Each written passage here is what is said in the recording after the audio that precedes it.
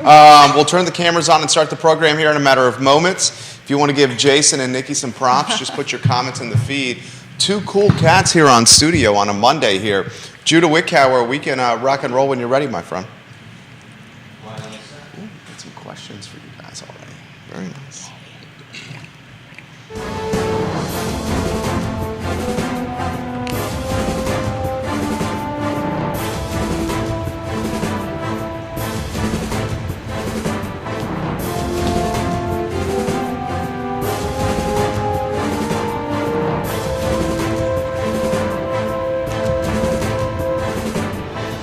Guys, good Monday morning. I'm Jerry Miller, and welcome to Real Talk with Keith Smith. Thank you kindly for joining us. It's a pleasure to connect with you guys through the I Love CVille Network on a show presented by Keller Williams Alliance.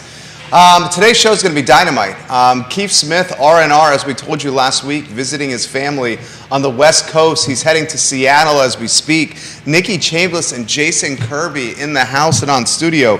And Nikki Chambliss, you're known quite well here through her many appearances on this network. She's a team leader at Keller Williams. Yes. She's in a band.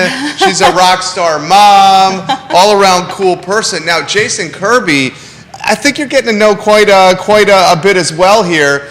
He coined the phrase complimentary seller possession that went viral here. He's an unbelievable agent with Keller Williams Alliance, and just a fantastic, and I sincerely mean this, like really good broadcaster. You have tremendous perspective and a succinct way of delivering that to people so it's clear to understand. Very true. Judah Wickower is our director, but Nikki, you jump in here. Happy Monday to you. Oh, happy Monday. Yeah, it's really awesome to be back. As much as taking a break is needed and nice, it's also weird to not be doing the things, and it's so nice to be back. Oh, absolutely. Yeah. And Jason Kirby's back for maybe, a few weeks since the last time you were here? I think it's been, 3 or 4 weeks, possibly. Yeah, not too long. Yeah, too long. No. And 3 or 4 weeks in the real estate game is like an eternity, Jason Kirby. It's a totally different market. Right? Exactly, that's right. Do you want to start with that and help us out with understanding today's market? Sure. I think, in broad strokes, we've seen, when we look at the economic data, it's typically year over year. So sometimes when we look at those numbers, we're like, wow, not much has changed. But in our market, we're looking relative to like 90 days ago. So one big factor is we're looking at about a doubling of the inventory. And that's not necessarily additional homes coming to market. It's just that those homes that do come to market are staying on market a little bit longer. Yeah. Nikki Chambliss, you're seeing something similar as a team leader at Keller Williams Alliance here. Oh, absolutely. What are you seeing? Well, we've been talking about this, I guess, I don't know, over the last, I had a little bit of a gap there. So the last show, we definitely talked about this, where things are slowing down a little bit, and it's nice. Like, it gives buyers an opportunity. Everyone can just kind of breathe a little bit, whereas before there was no room to breathe, right? And it was super challenging. Even the sellers in the past 6 months or so to 3 years really have been happy with the market, but even the sellers were like, wow, this is a lot, right? So everybody's just getting an opportunity to breathe. We're coming back to more of a normal, and it's really nice. We have the fabulous, the undeniably talented Mary Kirby watching the program right now. Mary Kirby, hello and welcome to the show. We love when you watch the program. The challenge that seems to be very present in the Central Virginia market and many markets across the Commonwealth of the country is the very quick nature of the changing nature of this market. Yes. We were talking last week with Quentin. We were talking, you and I, Jason, before the show started. The market has changed. Sellers maybe have not changed their outlook with how the market has changed, and that's caused perhaps some friction. Quentin identified this last week, and now it's a matter of professionals, you guys, educating sellers on what's happening. You're right.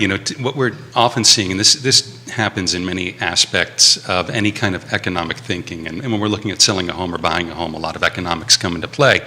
But there's a fallacy called confirmation bias or preferential bias, and typically what we do is we are, in a way, prisoners of a certain narrative, and it takes a long time for information and data to shake us from that perception. And in a homeowner's case, if they met with an agent 60 days ago, 90 days ago to work out a pricing strategy, and certain numbers were tossed around, that's challenging then to go back and say, hey, actually things have changed. So you're right. It comes down to education. It comes down to showing them what we see and explaining why we think what we think. But most importantly, always reiterating that the buyers make the market. Well said. Well said. I'd love to walk down this row with you guys Yes. here and help me understand. You guys are the pros.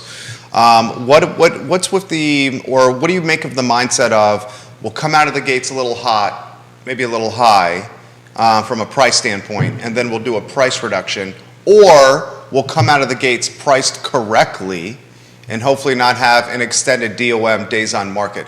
Because that seems to be the challenge that's happening here. I'm seeing price reductions happening in the car footprint.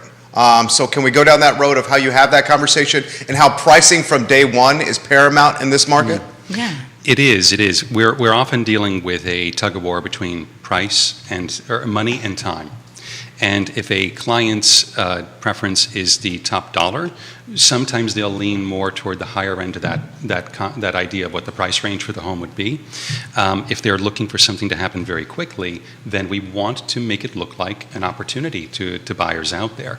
There are still homes selling in 48 hours. There are still homes getting multiple offers, but they're priced as such, and they're in the condition required for that price.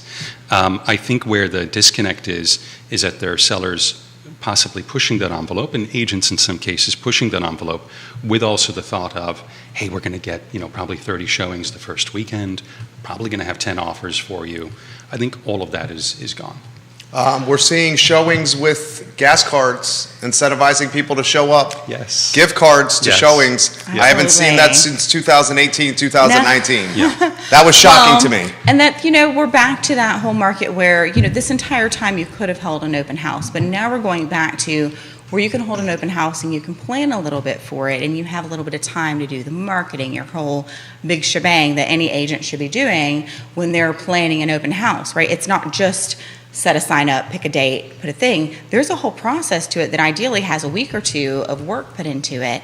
That's a set known aspect that helps make that open house successful for your sellers, for potential buyers, right?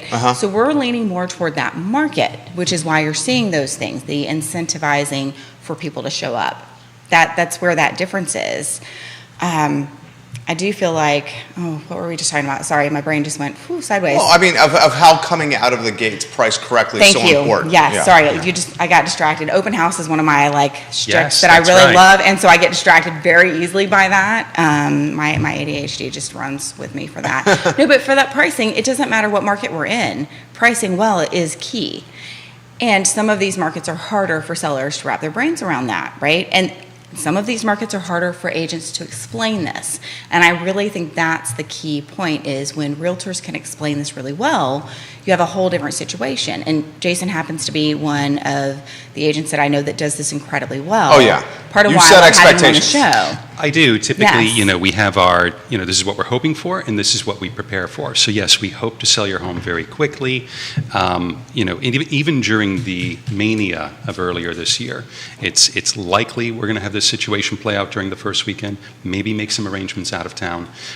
But if nothing happens, this is our plan. This is our game plan. This is what we're going to do week to week, and how we're going to monitor things for you.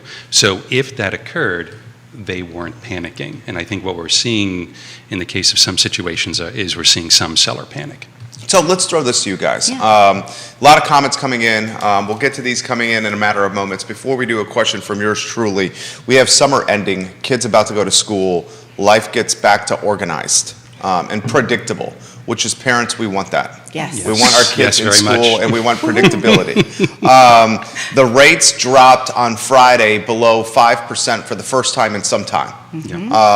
Do you expect Jason and Nikki to see a push or some momentum come September? I do. Yes. I do, for a few reasons. I think, the rates went down. I mean, buyers have really been mauled in this market in many ways. And to see the rates come down just a little bit is going to add a little push to them, put some wind in their sails. But really, even when we look at the big picture, I think that buyers should recognize that even if there's a lull during the summer, it's an excellent opportunity to maybe get a home sale contingency accepted, maybe some closing costs covered, maybe even a traditional inspection process, and maybe even a few dollars off the list price. If we look at the past 18 months, this may very well be the best time to buy a home. We don't know what the fall brings, but usually there's more activity in the fall. Great take. So the first time I've heard that take. Jason Kirby, since maybe COVID, the last 60 days have been the best time to buy a home. I think so, and I think that it all depends upon your needs, right, and what your personal situation is. But also when we look at the rates, which is the thing that have scared so many buyers, they're still, almost 2.5, 3 points below the historic norm for interest rates. If I were to tell you that interest rates next year were going to be 7%, wouldn't today look like a great opportunity? No doubt. Right? But for the fact that they were 3% last year shouldn't freeze your decision making. It should all be based on your current needs and your situation. Nikki So Chambliss. much of that, yes. Well, and that whole concept that we've been talking about of date the rate, marry the house, right? That's a really important aspect.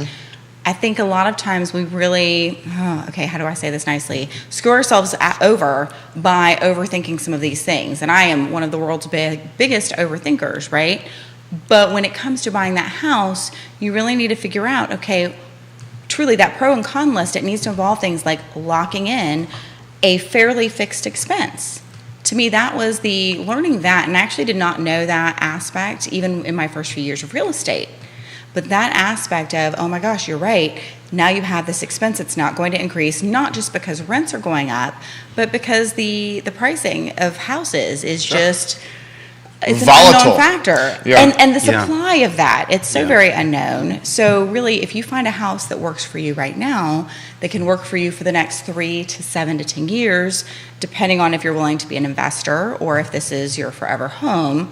And truly, I'm not a huge fan of people trying to find their forever homes very early in life, mainly because I feel like you can use it as a stepping stone, like we have talked about many times on the show, for investing. People are still investing in real estate right now. Yeah, good take. You had something to say, Jason.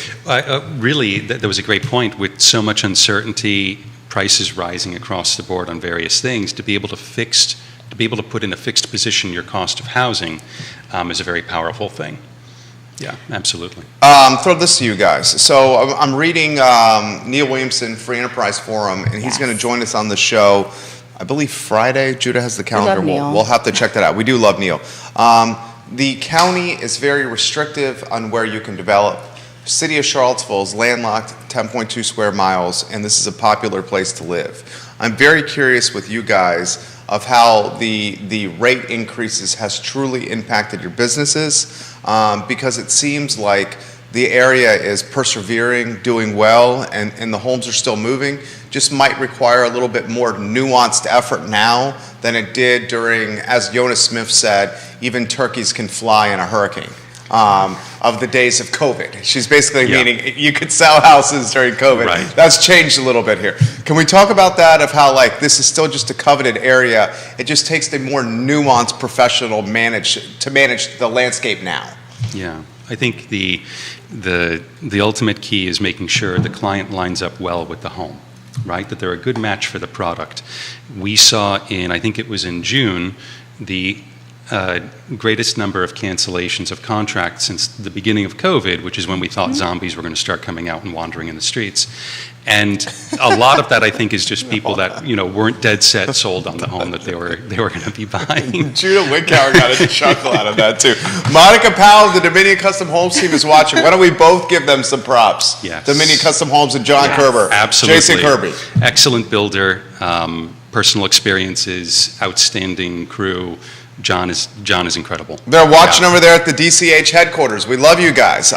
Nikki, jump in here, and then we'll get to comments from Kevin Higgins, from Grayson, from Steven, and from Stephanie. What has been on the brain over there, Nikki James? Gosh, so what's been on my brain really is the whole aspect of being a realtor in this market, right? People who want to buy and sell homes, that's going to continue, and there's always advice that's going to help them do that incredibly well. But right now, being a realtor in this market is challenging, and it's really important to do your job well. I feel like for the last 2-ish years, it's been really easy to be in real estate. For even the last 5 years, which is about how long I've had my license for 5.5, just over, it has been a really simple market to work in, right? There's still all the things business-wise. You still need to know your information. And really, you can kind of not know and still get away with it in a market where clients are just running to you because they really need a house and they need this one and they need it now and they need it yesterday, really is what it is. So being able to know what you're doing, be an expert, being able to have those conversations with your buyers and sellers. Jason, how many times did you have a buyer not get the house they wanted in these last 2 years? Last 2 years, I'm not sure. So for this particular year, I only had one buyer not get their first pick of home. Nice. For this year? For this year. Only one buyer didn't get their first pick. But a lot of that isn't necessarily, it's a combination of factors. Strong buyers. Strong buyers, but actually just really, I think, well-prepared and educated buyers. Yes. So even though going out, and some of them were first-time home buyers. That's a humble brag right there from Jason Kirby right there. I credit my clients, but really what they were able to do is take the information from our initial meeting, where I laid out the weapons of war, and I was like, these are the things we could do. This is what a winning offer looks like. You may not want to use these weapons, but they are here if we decide you do want to use them. So depending upon their attachment to the home, if it became competitive, they immediately knew what we were going to talk about, how we were going to be strategic, and so they could tap into those and deploy them. And even in one case, we beat out, with financing, we beat out a competing bid that was an endless escalation clause, all cash. And it was just by being tapped into what the seller actually needed and talking with the listing agent that we were able to line up and provide them what they wanted. But by no means was it easy. It's not easy. It really shouldn't be easy. It's a huge decision. Yes, it really is. Monica is saying, Oh, yeah. and you guys are going to love this, and then Nikki jump in here. Monica says, thank you for the shout out, fellas. Great working with Jason Kirby and the Keller team. So the Dominion team is listening at their headquarters right now on They're the show. wonderful. They're really They're wonderful. absolutely wonderful. Nikki, jump in here. Oh gosh, well, part of why I asked that question is because I already know the answer, right? Jason is somebody who teaches in our brokerage regularly. He was on a panel recently with CAR for their education for YPN.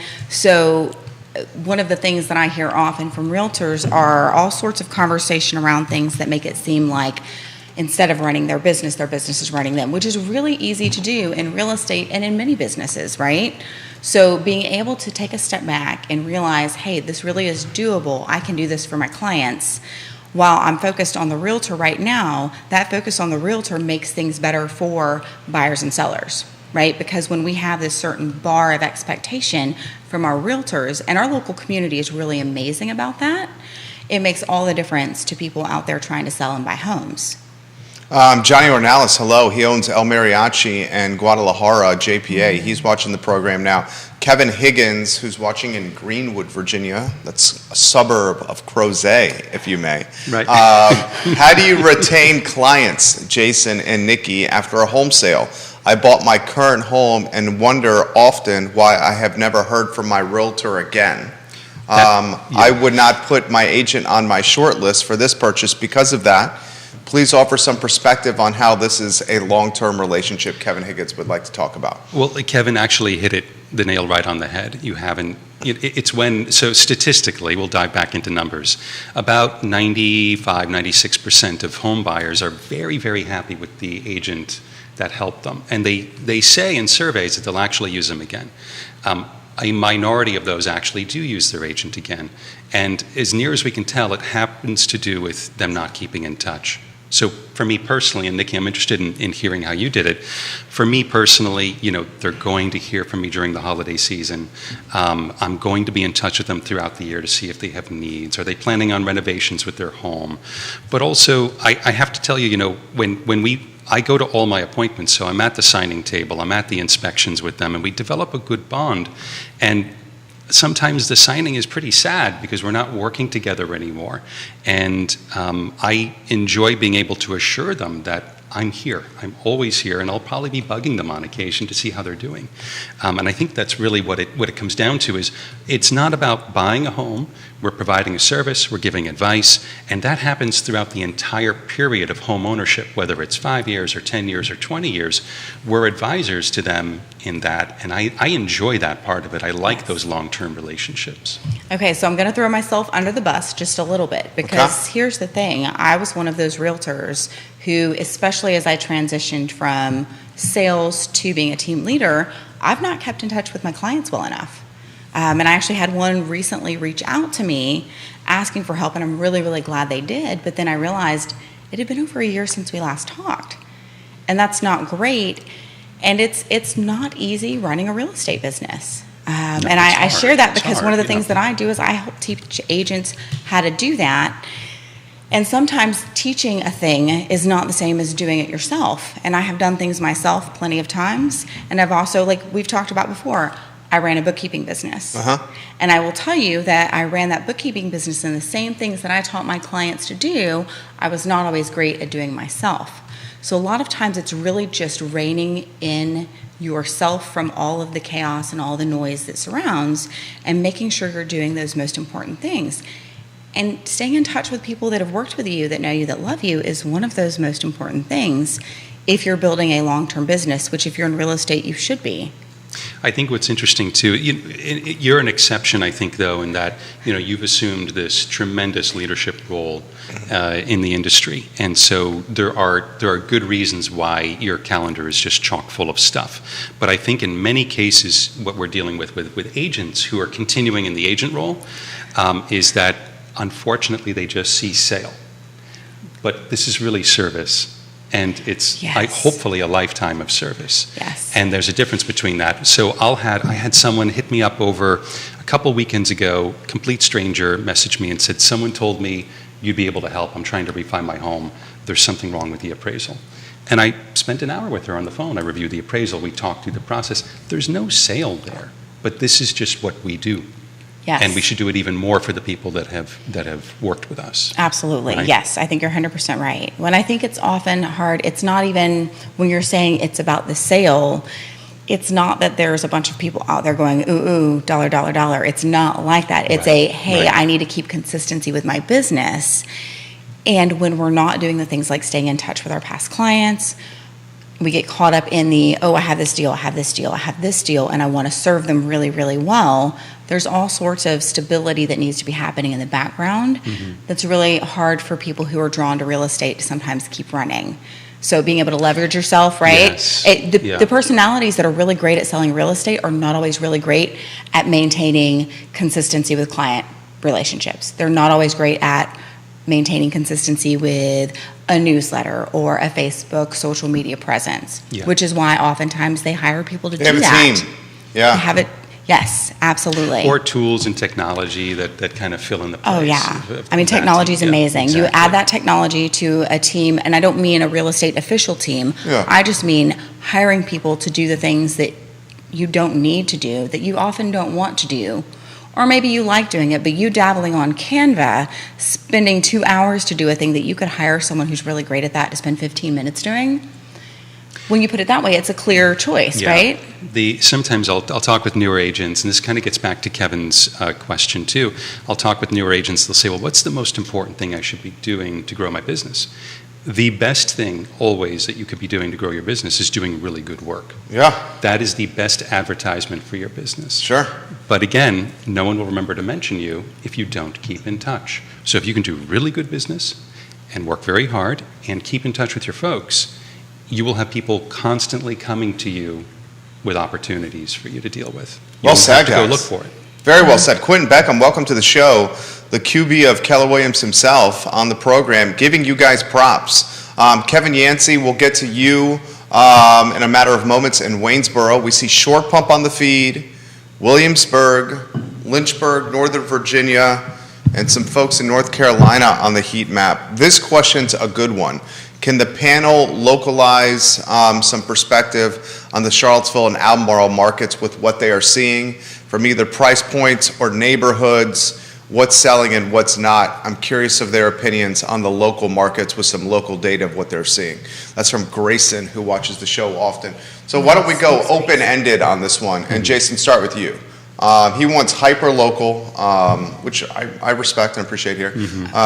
Anywhere you want to go, hyper-local, price point, neighborhood, Charlottesville, Albemarle, what you're seeing, that would be a fresh perspective and take for the audience. Yeah, I think proximity has always been a key here.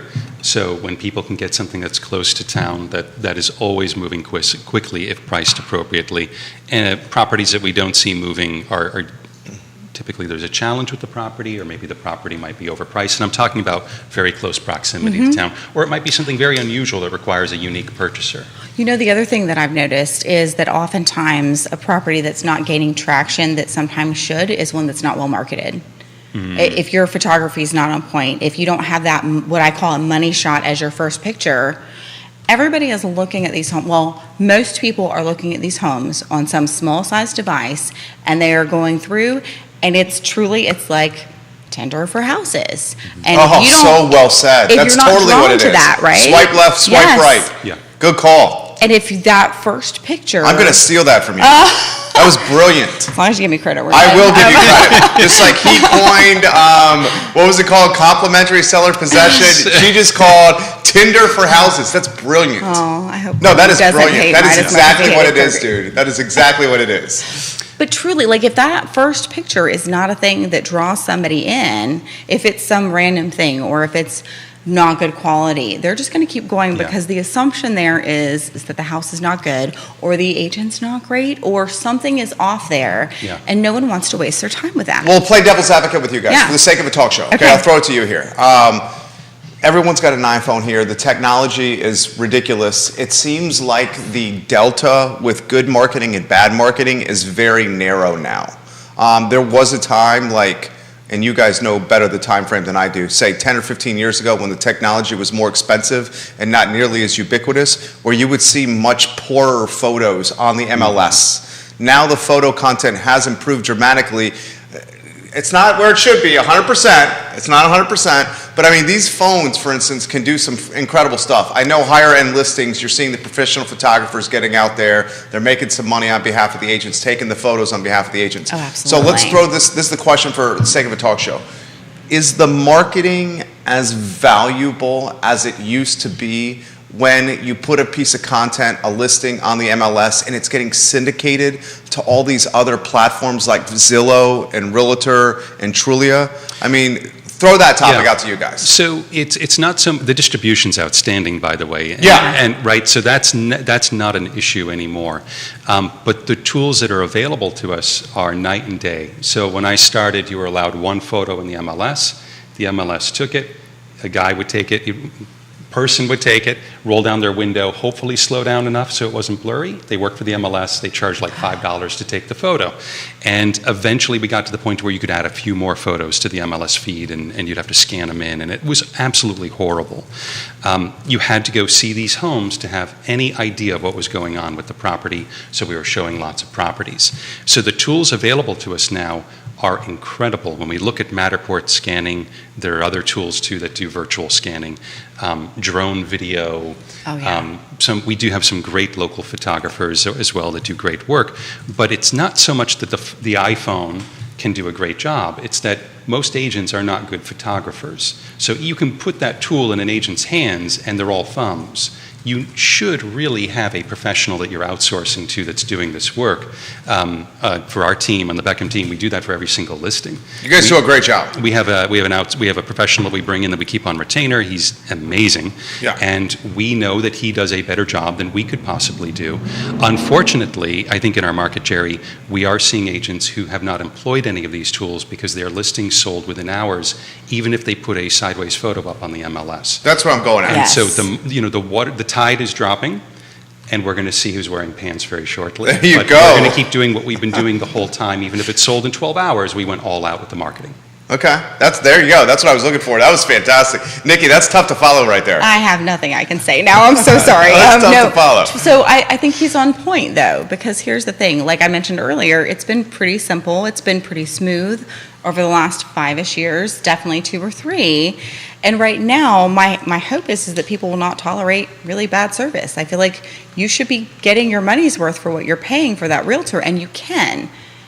And if you're not, So what does that happen? That happens in the listing appointment? Those are questions the seller asked in the appointment? They That's should. part of it. How are you going to Yeah. market my property? They should Yeah. absolutely ask questions like that.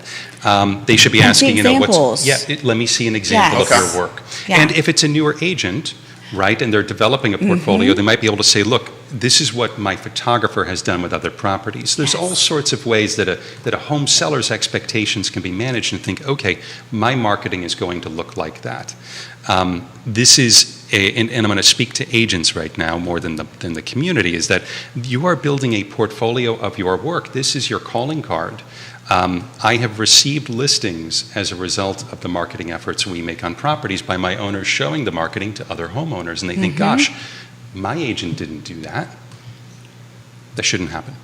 Well said. Candace Cox watching the program. She's watching the show from New York, says, I would not miss you guys. Jason and Nikki are simply the best. She's Oh. KWA, right? Candace? She is, yes, She's she is, wonderful. yes. Watching from New York, 3 states on the feed right now. You would think the marketing with a more competitive market's going to be more important than ever. Absolutely. Yes. Absolutely. We had, even during the peak, you know, we would do all the things we normally do, and I think consistency is important. But because we would do, for example, Matterport scanning, we had one bidder from Brazil that won out bidding against other parties.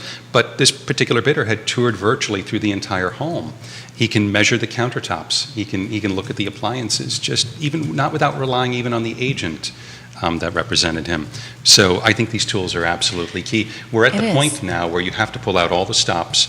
And I think, too, when we're looking at a market where the prices are a little soft, an agent, a listing agent specifically, cannot reasonably talk about the idea of a price reduction if the homeowner is not sure that every other lever has been pulled. Well Because said. that's how we should really respect our client's equity. Philip Dow, King of Scottsville. We'll get to your comment here in seconds. Neil Williamson, president of the Free Enterprise Forum, is watching. Siva Weekly is watching. Quentin Beckham, the QB, has this comment for you guys. Bidding wars have never been guaranteed. As we move into this new market, your potential to have bidding wars or great showing volumes is very dependent on your marketing and the home being seen, showing well online, and having the best service from your agent. Well said, QB. We've coined it on the I Love Seville network and V&V brands as a digital curb appeal. Your digital curb appeal better be fantastic. I like that. Where like the ladies, the moms, my wife was a perfect example. If it doesn't catch her attention in like 5 seconds, I swear she is swiping to the next house. Yes. Oh, yeah. Yes. Literally like 5 Absolutely. seconds. I'm like, well, can I see the inside of the backyard? She goes, no, the digital curb appeal did not appeal to me. And she's doing what you said. It's Yes. like Tinder, which I'm going to steal that right there, of housing. That was brilliant. People are loving this. Why don't we go? Jump in here. Well, so part of this too, though, is that's where having a realtor who can kind of rein that in.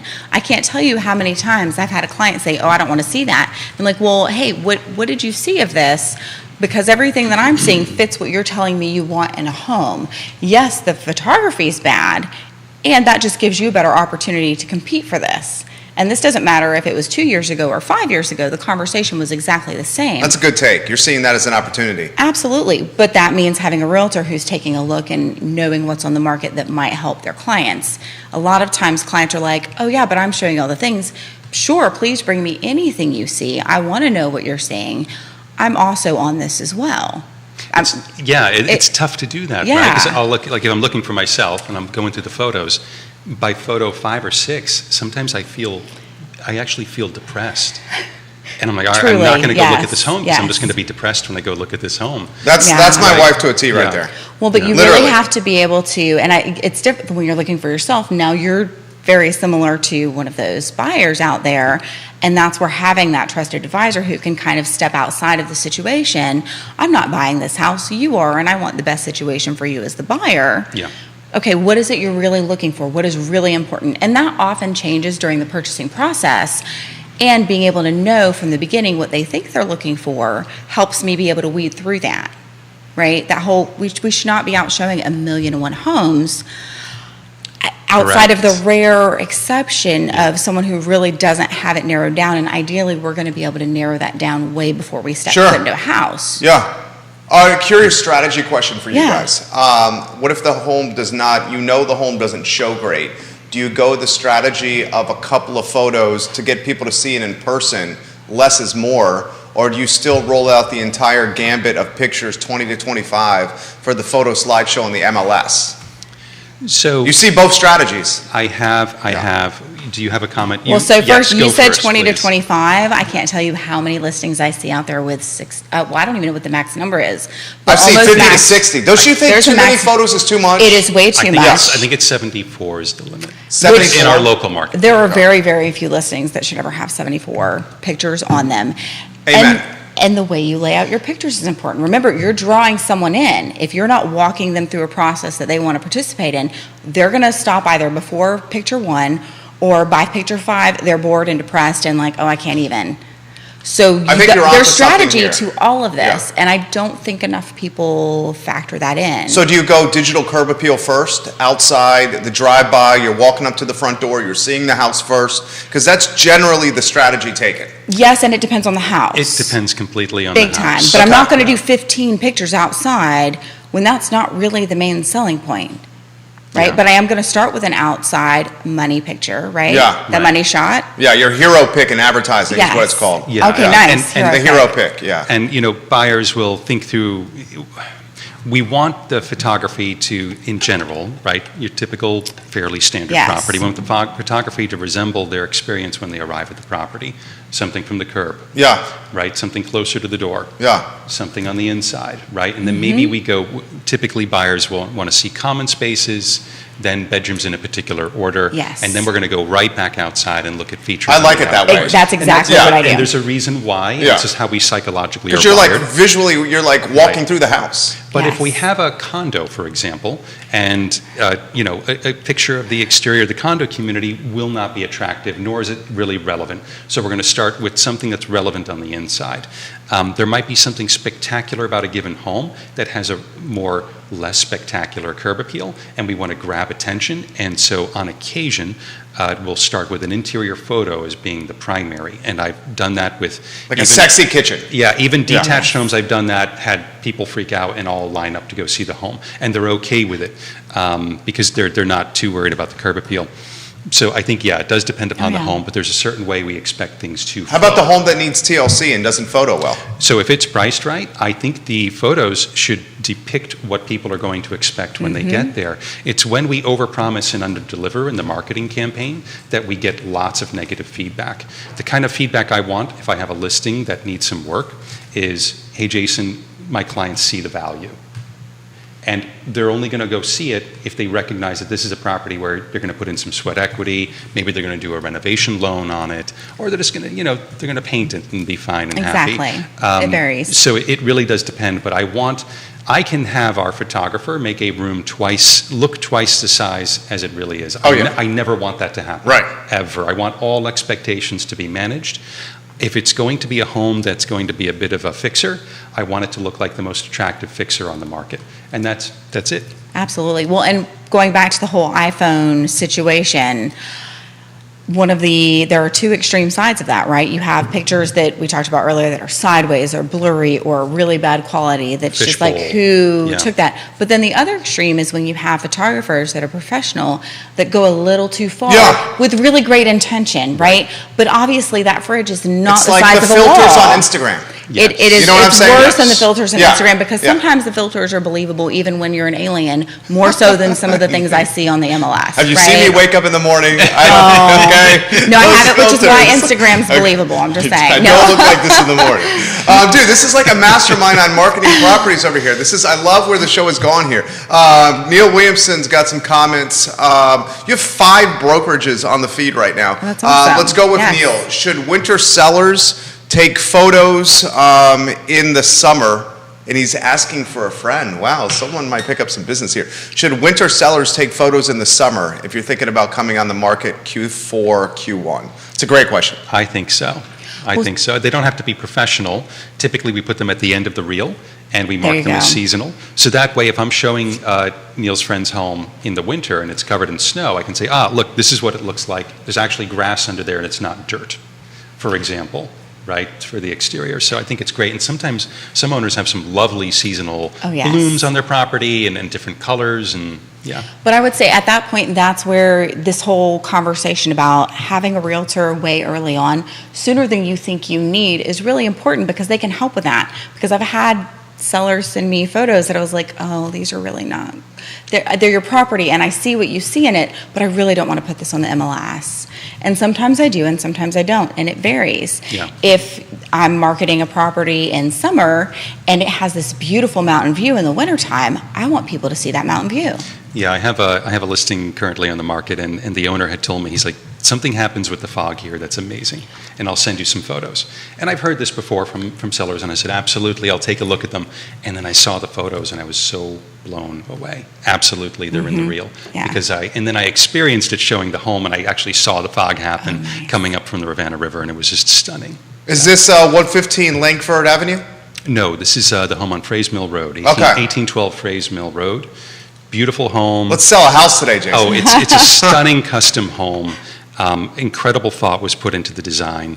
It has access to a creek running through the property with shoals and rocks and incredible pool, tree house. Oh, yeah, It's this is just the a one with the beautiful tree house. property. I could Views- live in that Love tree tree house, I'm house. just Yeah. saying. Yeah. No, Views- this is not just your typical tree house. Some of the I best. get gonna- yelled at by my wife. I go to the treehouse. I Yes. think this is great. You Some of might the just want to best have views- internet and a TV set up there. Yeah, some of the And a best views I've kegerator. ever seen. That Paul too, MacArthur. mini fridge. We have a lot of questions. I like how you're thinking, Shameless. I like how you're thinking. A lot of comments coming in here, guys, so we're trying to get to as many as possible. You guys are crushing the show today. Well, this Crushing is the awesome, show. and we've got these great people who engage with us that keep this conversation Yes. going. I mean, while we could sit and talk about this all day, Yeah, you can do this all day. at This is some what we do point, all day like, long, yeah. it really matters having people engage. The content and is asking crowdsourced by the questions. viewers and listeners. Yes, I love it. and that is key. I love it. That's I what makes absolutely this love great. it. So let's go to Philip's comment. He's watching in Scottsville. Philip, I'm sorry I did not get to your comment sooner. Philip Dow, where does your comment go, Philip Dow? I'll find your comment, Philip Dow, here in a matter of moments. Before I do, I'll go to Paul MacArthur Yes, of Avenue. I just saw that. Have to He's on balance point. really nice pictures and overly enhanced or misleading pictures.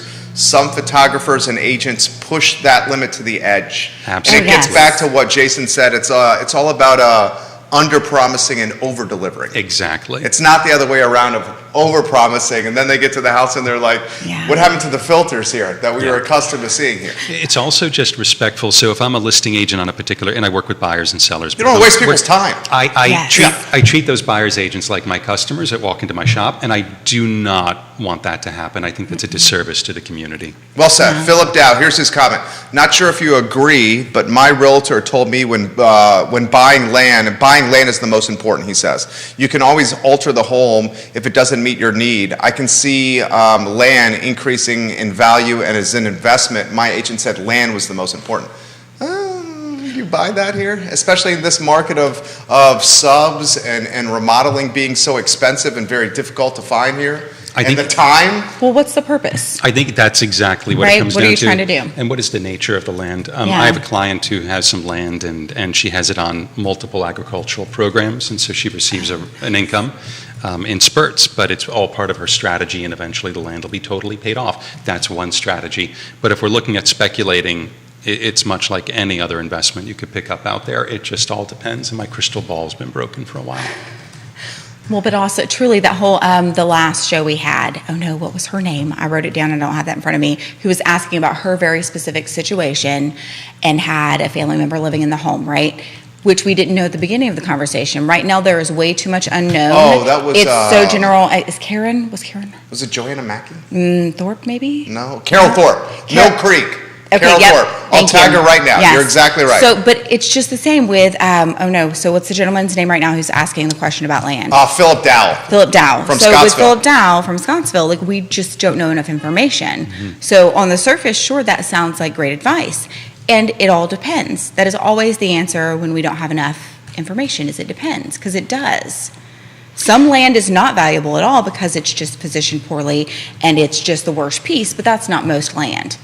Yeah, it ultimately depends on the purpose, and there are some homes that cannot be changed the way homeowners would like them to be, and they have to go get different homes. So Yeah. there are no necessarily any hard and fast rules, I think. And I think in general, from people I've talked to who do like to invest in land, their main key tenet is to buy in the path of growth, Yeah.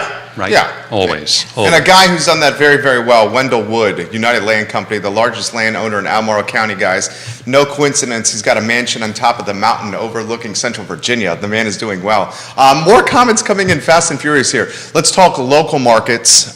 This is a follow-up from Stacy to Grayson's comment. Can you guys talk about which local markets have gotten soft or softer than they may have been? We can go multiple ways on this. We can either go price point or distance from epicenter of employment. I would think both price point and the further out you get will impact softness, if you may. It's a good question. I think it's too early for a good answer to that question, because even though we've seen inventory double, it's still 1/3 the inventory we need to reach a balanced market. Well, We and have why 2 has it months doubled? supply. I mean, truly. Just homes sitting out a little It's bit more. because days on market is a little longer. But I wouldn't say because a home is selling in 31 days instead of 1 day that we've got It's got not something. scarlet letter. It's Oh, not, gosh, and yeah. not to the point to where we can look at communities and think, oh gosh, this community is not as hot as it used to be. I'm not seeing any specific red flags anywhere on the map. No. It's just, again, anything priced right in decent condition is going to sell. Well, the easy answer is it's all softened, and it's not that simple, right? Right. It's Yeah. that's very, and I know that you were asking for more specific and neighborhoods and that kind of thing, but I think you're right. I think it's too early to really gauge much on that. Yeah. Keith Smith and Jonas Smith are in San Diego watching the program right now and saying very good morning early to there, yeah. Jason and Nikki and I on the program. Good morning, Smiths. We hope you guys are enjoying sunny San Diego and your trip to Seattle here on the near horizon. Can I say this, and maybe you guys will disagree, and if you do, please disagree. It seems to me that the jumbo market, and what's jumbo now, Judo? Is it high I think sixes? it's high sixes and over, I believe. Okay. Yeah. It seems to me the jumbo market's gotten soft, and it seems to me that $1 million plus 1-1 is definitely staying stickier than ever. It's quieter for sure. Quieter. That's a Quieter better for word. sure. But we're coming out of a phase when maybe things were selling quickly. But prior to that, it was not unusual. That's a good point. It was not unusual for anything between 1 and 3 million to have larger properties Oh, in yes. 18-month on average days on market. That's a good point. And they would sell for close to list. So yeah, it's different than it was. But again, I don't think it's necessarily.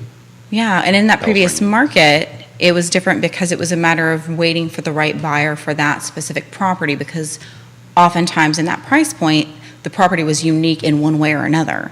Whereas over the last couple of years, it's been very different. Prices have increased, inventory decreasing, to where it's like, okay, I just need a house and this will do, or this will work, or I'll alter this or that wall will come down, right? There's so many other factors being considered now that were not before. And I think, too, in that price point as well, we're often working with clients who have many options in front of them and not hard needs in many cases. So if we have a lot of uncertainty in the economy and they just want to see until things become a little bit quieter, maybe one land war in Europe short of what we've got right now, people are more committed to making long-term decisions like that, especially if we're dealing with second home or third home buyers Oh, yes. in that price point. They don't necessarily have to make a move.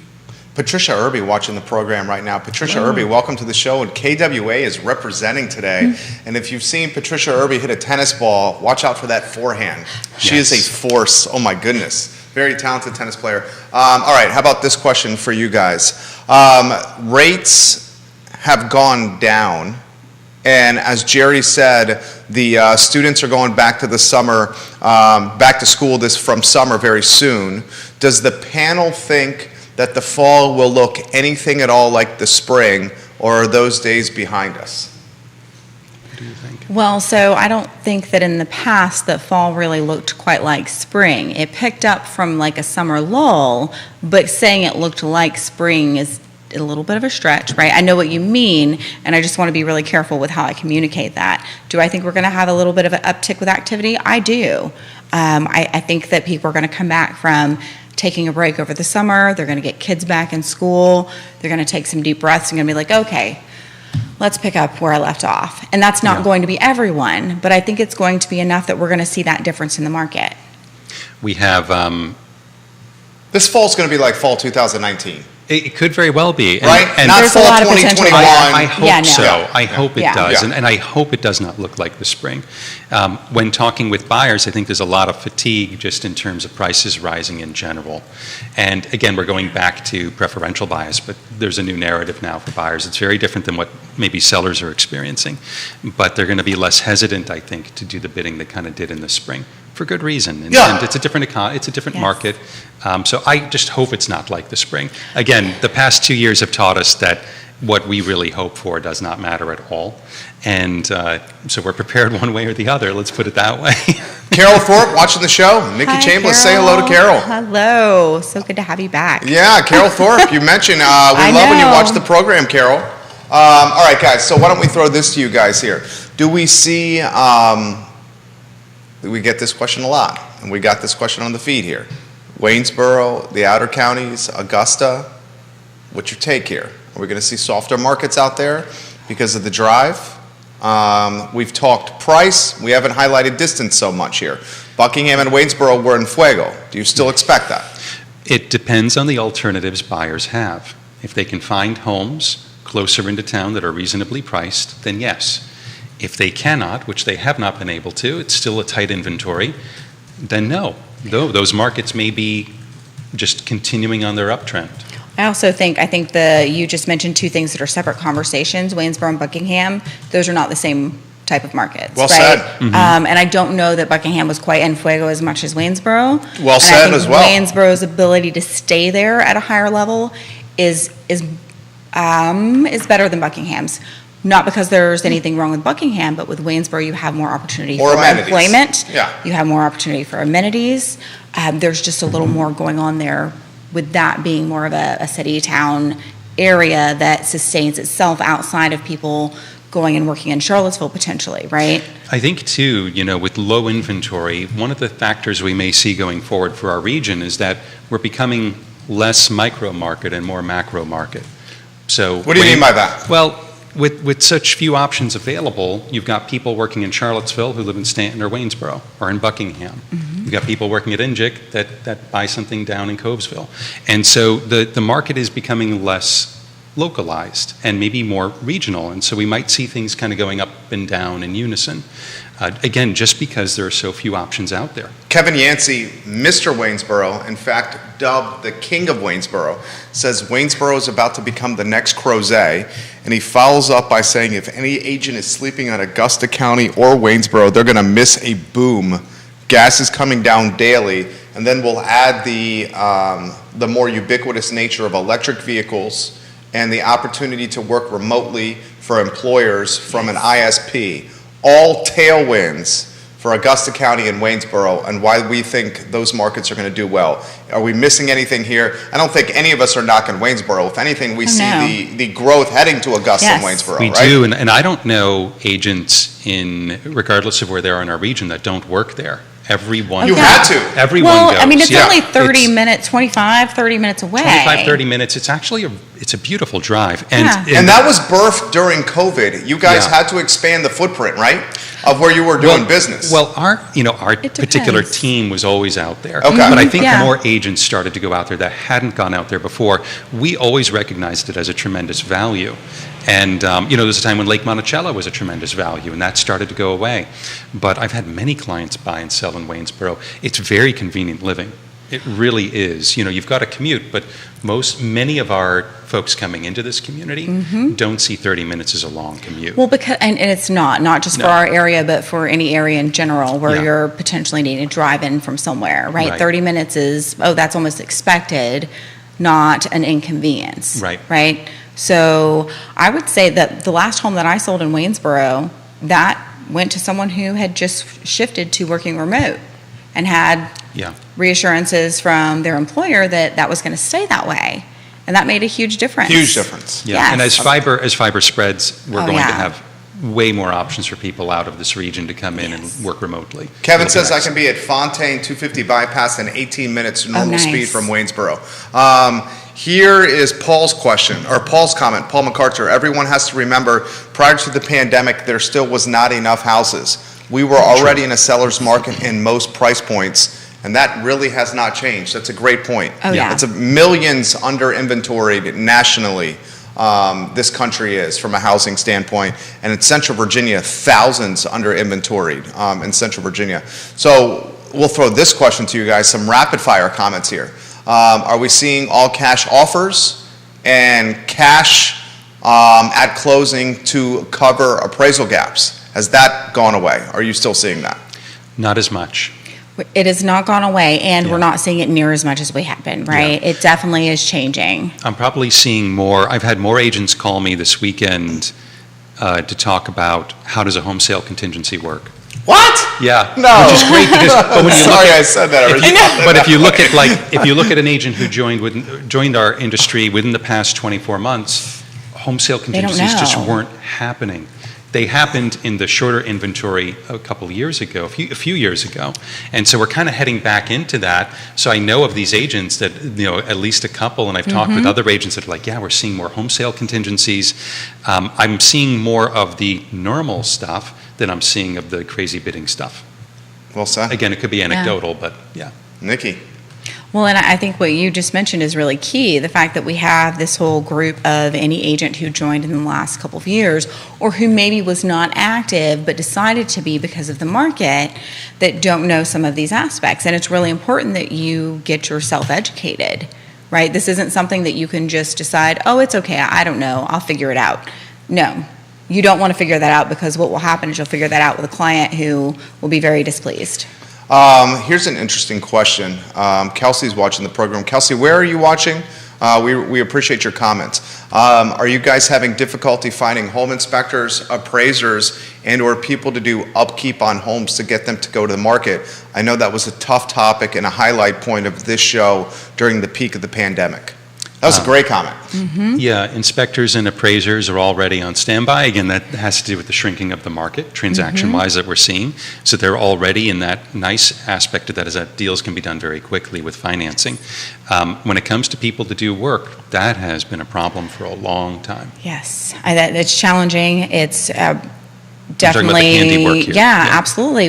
During this time, even in the last 2 years, it has been very incremental in making decisions. Yes, a lot of things went without question, and part of the next steps was, ooh, who am I going to get to do this project? The walls I was talking about taking down earlier, right? Right.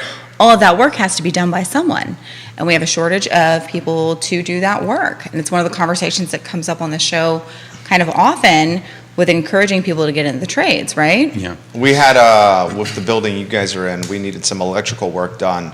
And we reached out to a couple electricians, and they said, we're not going to come for 3 hours of work.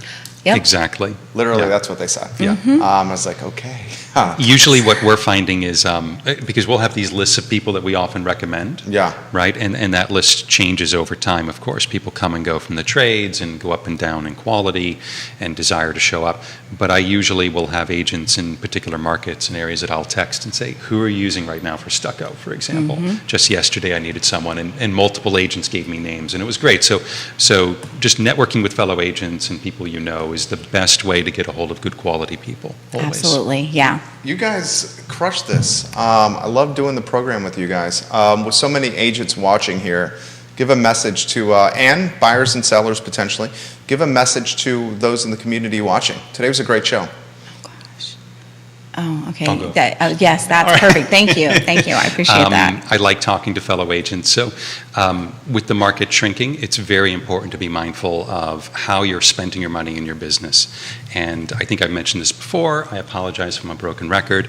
But if you're not working off of like a profit and loss statement, that is really something you should start doing. And if you need resources, you can reach out to me or Nikki Chambliss, and we can connect you with easy resources that are free that'll help you get organized. I think also now is the time to, getting back around to the beginning of the show, keeping in touch with your past clients, because they are your biggest fans for all the hard work you've done.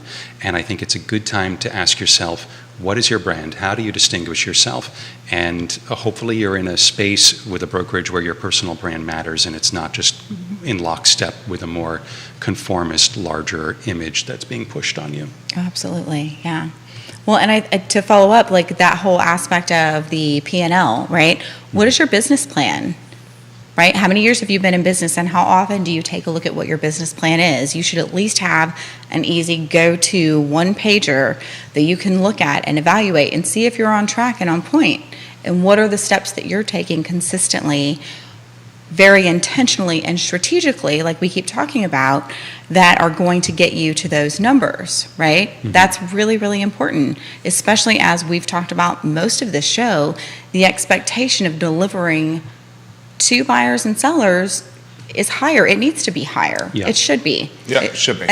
It should always be. Right. I think for agents as well and just the general public, an excellent book I highly recommend is Why Smart People Make Big Money Mistakes by Gary Belsky and Thomas Gilovich.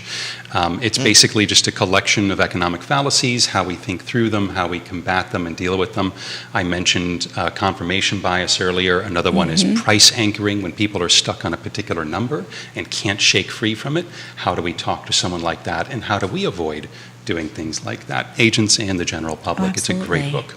That's a great tip. I think I'm going to read that book myself. Oh, it's great. It's very entertaining. CAR has a really great education opportunity coming up September 1st. Okay. Pam O'Brien's going to be in talking about shift and relating that sum to your business plan. We do a business planning clinic every year that right now is being held at CAR. I don't know the date for that right off the top of my head, but that is open to all realtors or people interested. It's really geared toward those in the industry or getting into it. Sure. But it's going to hit, even before I was a team leader, that was one of those things on my list to go to every year. I'm going to take away something different every year that's going to help me increase and up my business and do better and be more on track. So these things are really key to participate in to keep things going well, right? We don't want to become stagnant. You don't want to end up in a spot where you're like, oh, I'm not doing these things. Yeah. Should I be? How did I not know? Yeah, and she's right? a great teacher. She's seen everything. Yeah, This truly. is a tough closing topic here, and the only reason I'm bringing this up here is because I'm generally intrigued. I should have probably saved this for a different show because the show's going so darn good here. This is a question from Laura. She says, with the market becoming so tough, do you expect less competition in your business? And both of them, both Nikki and Jason and KWA, they do a hell of a job of preparing their agents and giving them this foundation for success. So they're really primed for growth and success, the team. But I'm curious of that topic. And I'm very curious with you because you're a positive guy here. But I think the realists would say that you're going to see some competition erode from this market. Yes. To answer her question, yes, I think it is going to be a tougher time for agents going forward because before business was just literally falling in our laps, right? Yes. And if you had a beating heart and you had a cup of coffee, you could go all day doing plenty of transactions and helping lots of people. But I think that we're going into a period where we're kind of going back to the way real estate was before then, where you need to kind of go out, be a good advisor, work hard, and be a fiduciary.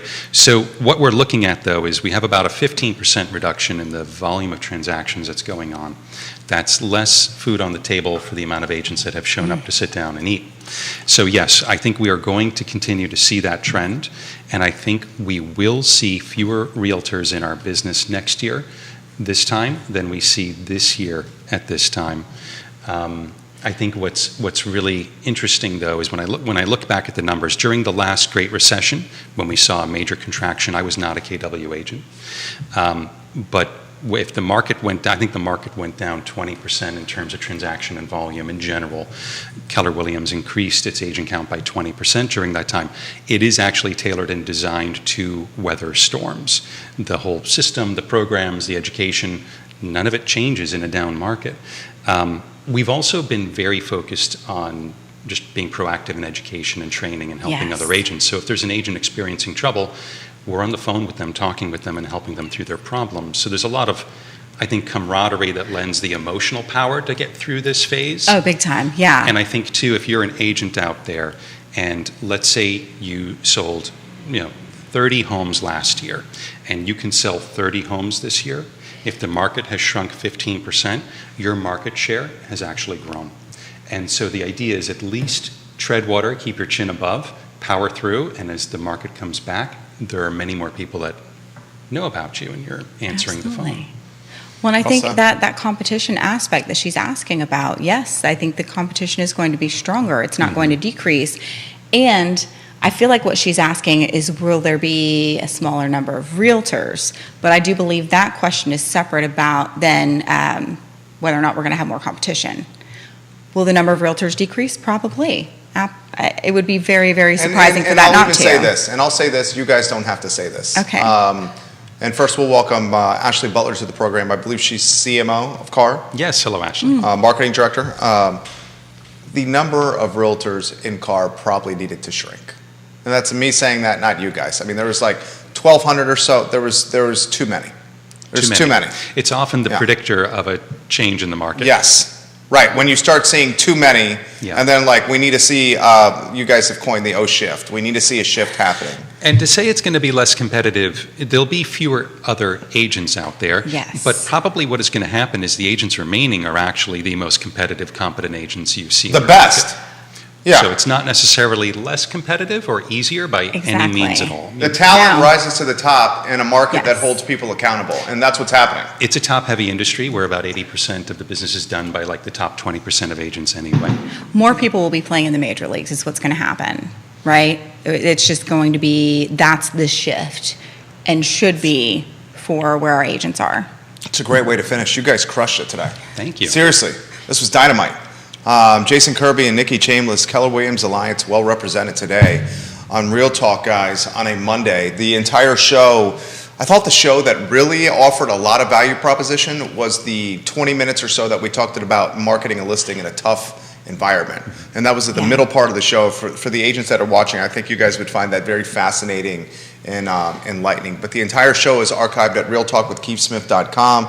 The show is powered by Keller Williams Alliance and a host of trusted advisors, which you see on screen on the bottom.